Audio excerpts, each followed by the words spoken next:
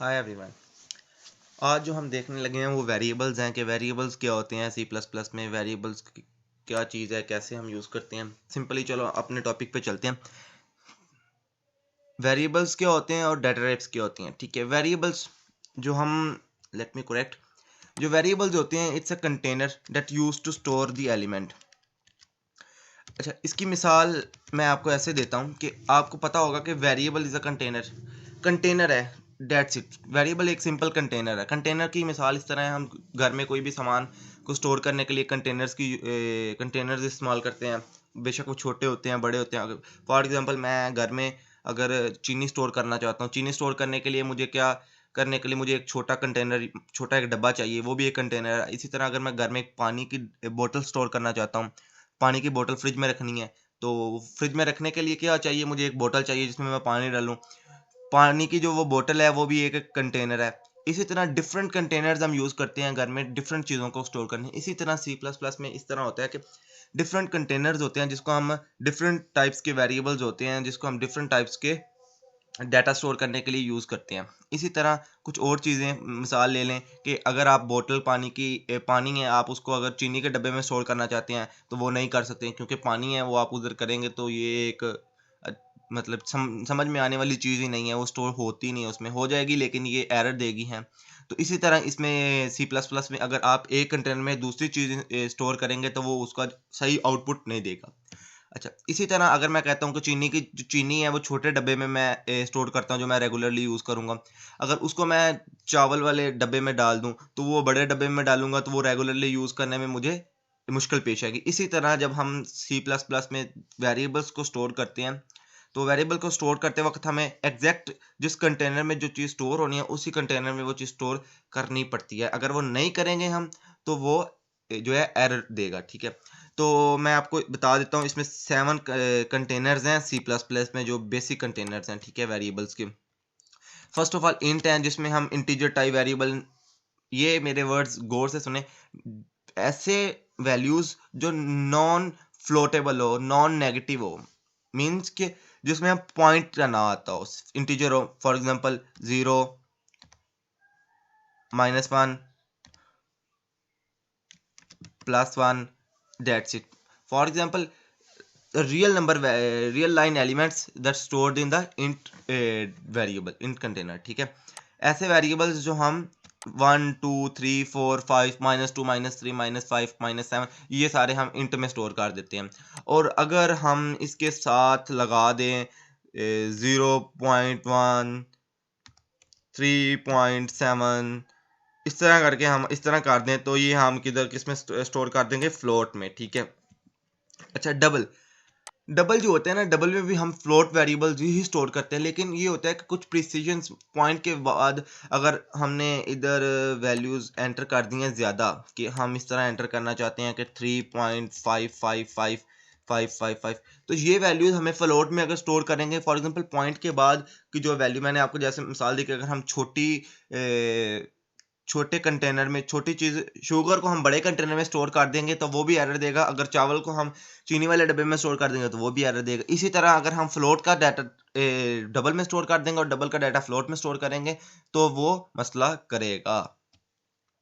Long long जो होता है ये भी सिर्फ ये इंट के रिलेवेंट होता है। इंट की जो है वो लेंथ कम होती है और जो लॉन्ग की लेंथ होती है वो बड़ी होती है, ठीक है। जिस तरह मैं अगर स्टोर करना चाहता हूँ इधर कुछ इस तरह ये बड़ी वैल्यू, तो अगर मैं ये इंट में स्टोर करूँगा तो वो 2 बाइट डाटा लेता है, तो वो एरर दे देगा, भाई ये मेरी ना लिमिट से एक्सीड कर गया। लेकिन अगर उसके साथ मैं लॉन्ग लगा दूंगा तो वो कहेगा कि वेलकम। करैक्टर में ये होता है कि करैक्टर में मैंने वेरिएबल को सिंगल कोट्स में करैक्टर कोई वैल्यू स्टोर करना हो, सिंगल करैक्टर यूज़ करता हूँ स्टोर करने के लिए। और जबकि मैं स्ट्रिंग की बात करूँ, स्ट्रिंग में ये होता है कि मैं अगर अपना नाम स्टोर करना चाहूँ तो वो ये मैं इस तरह करूँगा, ठीक है। बूलियन में ये होता है कि यस और नो की कंडीशंस आती है। फॉर एग्जांपल कि मैं अगर पूछता हूँ कि जो अहमद है वो स्कूल गया था कि नहीं गया था, तो इसके 2 आंसर होंगे, यस या नो। वो या तो गया होगा या ना नहीं गया होगा। तो अगर इस तरह की कंडीशंस में हम 2 ये बूलियन वैल्यू यूज़ करते हैं जिसमें हमें यस या नो का आंसर मिलना हो। अब मुझे आई होप कि तो आपको ये बात समझ में आ गई होगी कि वेरिएबल्स होते हैं क्या हैं। मैं एक मतलब आप जल्दी जल्दी आपको रिपीट कर दूं कि वेरिएबल्स क्या हैं। वेरिएबल एक सिंपल कंटेनर है जिसमें हम डिफरेंट टाइप्स के डाटा स्टोर करते हैं। और कितने कंटेनर्स होते हैं, सी प्लस प्लस में 7 कंटेनर्स होते हैं। और किस टाइप का डाटा किस कंटेनर में स्टोर करते हैं, कौन सी चीज़ किस में कंटेनर में यूज़ करते हैं, ये भी आपको इधर मैं बता चुका हूँ। ठीक है, उसके बाद जो सिंपल बड़ी चीज़ आती है वो होती है स्कोप।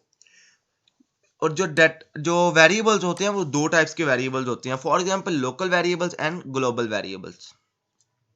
लोकल वेरिएबल्स को आप इस तरह लें कि अगर लोकल वेरिएबल मींस कि एक बंदा है पाकिस्तान से, वो यूके अमेरिका और डिफरेंट कंट्रीज में जाता है। ठीक है, वो पाकिस्तान का लोकल पर्सन है, लेकिन बाहर जब वो जाएगा तो वो उस कंट्री का पर्सन नहीं, लोकल बंदा नहीं होगा। ठीक है, वहाँ पे जाने के लिए उसको कुछ ऐसी अथॉरिटीज चाहिए कि जो वो उधर रिकॉग्नाइज कर सके कि मैं इस कंट्री का हूँ या नहीं हूँ। अगर उसके पास वो चीज़ें नहीं होंगी, मतलब उसके पास डॉक्यूमेंट्स वीज़ा वगैरह नहीं होगा उधर के, तो वो उधर का लोकल पर्सन नहीं होगा, वो उधर का इम्पोर्टेड पर्सन होगा। उसके पास उधर की कोई अथॉरिटी नहीं होगी, मतलब उधर उसको कोई एक्सेस नहीं कर सकता, वो कोई इधर लीगल या इलीगल काम परफॉर्म नहीं कर सकता। अगर उसको पकड़ लिया जाएगा तो उधर डिपोर्ट करवा देंगे पाकिस्तान में, क्योंकि ये पाकिस्तान का लोकल पर्सन होगा। अगर मैं आपको इसकी ग्लोबल एग्जांपल दूं, ग्लोबल वेरिएबल्स होंगे कि अगर वो पाकिस्तान का बंदा है और वीज़ा लेके बाहर गया है, तो वीज़ा लेके अगर बाहर जाता है वो, तो उसके पास एक अथॉरिटी होगी कि मैं ग्लोबली विजिट कर सकता हूँ। और उसके पास जो अथॉरिटी है कि मैं ग्लोबली विजिट कर सकता हूँ, उसको हम कहते हैं ग्लोबल वेरिएबल। ठीक है, आई होप आपको लोकल और ग्लोबल का प्रॉब्लम समझ आ गई। अभी इसको मैं आपको ना सी प्लस प्लस के बारे में थोड़ी सी इसकी एग्जांपल देता हूँ कि फॉर एग्जांपल कि आप जो लोकल वेरिएबल होता है हम आप एक स्पेसिफिक फंक्शन में या क्लास में यूज़ करते हैं, जबकि ग्लोबल वेरिएबल होता है हम जिधर हेडर फाइल्स डिक्लेयर करते हैं उसके साथ हम वेरिएबल डिक्लेयर कर देते हैं, जो हम throughout the program, throughout the our code we can use and implement it. मतलब कि जो हम हेडर फाइल्स के नीचे जो वेरिएबल्स आपने अमूमन देखा भी होगा कि हेडर फाइल्स के नीचे जो वेरिएबल्स लिखे होते हैं उसको ग्लोबल वेरिएबल्स कहते हैं, जो हम पूरे कोड में इस्तेमाल कर सकते हैं। और जो सबसे इंपॉर्टेंट क्वेश्चन इंटरव्यू में अमूमन तौर पे ये क्वेश्चंस पूछे जाते हैं, is local and global variable has same name, के जो लोकल और ग्लोबल वेरिएबल के नेम है ये सेम हो सकते हैं। तो इसका स्टिल आंसर है यस। इसकी जो एलेबोरेशन है वो आपको मैं कोड में बताऊंगा जाके कि ये क्यों इसको मैंने यस कहा है, कि ये क्यों लोकल वेरिएबल और ग्लोबल वेरिएबल का नेम सेम हो सकता है। तो ठीक है, और इसके बाद जो है ना ये स्कोप थी। स्कोप आप स्कोप का वर्ड इस्तेमाल इधर करते हैं कि जिधर तक आपकी अप्रोच हो। ठीक है, अप्रोच को कहते हैं। तो लोकल वेरिएबल की अप्रोच होती है एक स्पेसिफिक फंक्शन के अंदर। फॉर एग्जांपल जो मेन फंक्शन है उसमें आपने कोई वेरिएबल्स डिक्लेयर करते हैं, वो आपके लोकल वेरिएबल्स होंगे। अगर आपने नंबर ऑफ फंक्शंस बनाए हुए हैं, फॉर एग्जांपल सम का, सबट्रैक्ट का एंड मैनी अदर प्रोग्राम्स में आपने मैनी अदर फंक्शंस बनाते हैं, और आप जो मेन का लोकल वेरिएबल होता है वो आप सिर्फ मेन में यूज़ कर सकते हैं, तो दूसरे में नहीं यूज़ कर सकते। जबकि आपने जब ग्लोबल वेरिएबल डिक्लेयर किया होता है तो वो आप पूरे कंट्री में, वो पूरे प्रोग्राम में इस्तेमाल कर सकते हैं। इसकी मिसाल मैं आपको एक और इसी तरह माइंड में बिठा लीजिएगा। इसका सिंपल ये होगा कि लोकल वेरिएबल ये होंगे कि अगर आपने पाकिस्तान में रहते हैं सिर्फ आप पाकिस्तान में रह सकते हैं। अगर आपके पास ग्लोबल विजिट का वीज़ा है तो आप पूरी दुनिया में कहीं भी इस्तेमाल हो सकते हैं। ठीक है, तो उसके बाद जो टाइप्स ऑफ डाटा टाइप्स हैं, जो डाटा टाइप्स की टाइप्स है ना वो 3 है। पहली होती है बिल्ट इन। ठीक है, पहली होती है बिल्ट इन। बिल्ट इन में क्या आता है, सी प्लस प्लस में इंट, फ्लोट, जो मैंने आपको ये बताया है। ठीक है, और यूज़र डिफाइंड और ड्राइव्ड भी होते हैं। ये मैं आपको फर्दर नेक्स्ट ट्यूटोरियल्स में बताऊंगा इसकी ब्रीफ डिस्क्रिप्शन, ये क्यों होता है, क्या होता है, किधर यूज़ होता है। ठीक है, फिलहाल के लिए आप इसके ये ना अमूमन जो पेपर्स में क्वेश्चन ज़्यादा आते हैं कि एमसीक्यूज वगैरह में कि यूज़र डिफाइंड कौन से होते हैं, स्ट्रक्ट, यूनियन, इनम और फंक्शंस, अरे एंड पॉइंटर, ये ड्राइव्स डाटा टाइप्स हैं। ठीक है, ये आपने ये बातें सी। आज की ट्यूटोरियल का टॉपिक था वो ये था कि आप, और सबसे जो इम्पोर्टेंट चीज़ है, आपने ये जो ये जो मैंने प्लेलिस्ट बना के रखी हुई है ना, programming in C plus plus world of intelligence. ठीक है, ये आपने इधर से एक्सेस करके ना, जो मैंने इसका लिंक दूंगा मैं डिस्क्रिप्शन में दे दूंगा, आपने इधर से एक्सेस करके सारी वीडियोस को स्टेप बाय स्टेप देखना है आपको। आई होप समझ आएगी कि आई होप कि जो डाटा टाइप्स और वेरिएबल्स का कॉन्सेप्ट है वो आपको समझ में आ गया होगा। और सिंपल मैं आपको इधर एक ये जो है ना, मैं आपको लोकल वेरिएबल का बताने लगा हूँ कि ये जो है ना इंट मेन, ये एक फंक्शन होता है। ठीक है, इसमें मैं कुछ भी वेरिएबल डिक्लेयर करता हूँ ना कि int n is equal to 34, then इधर मैं इसको प्रिंट करना चाहता हूँ सी आउट 34 n, ठीक है। तो ये और ये हमारा कोड इम्प्लीमेंट हो गया है, ठीक है।